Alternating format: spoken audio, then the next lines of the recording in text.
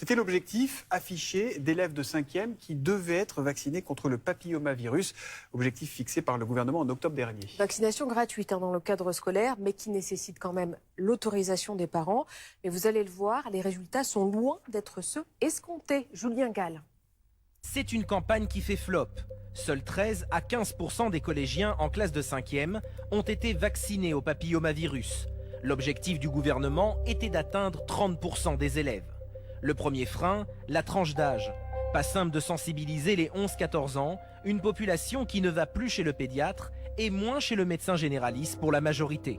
Autre difficulté, communiquer sur ce virus qui se transmet lors de relations sexuelles.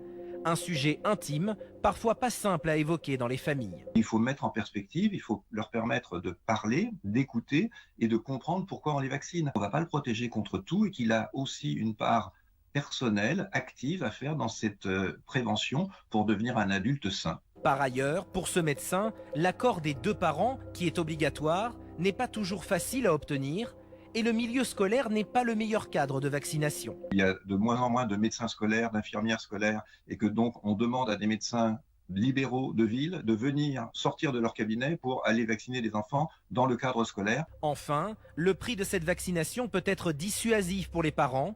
Le reste à charge pour les 2 doses après remboursement par la sécurité sociale est de 80 €.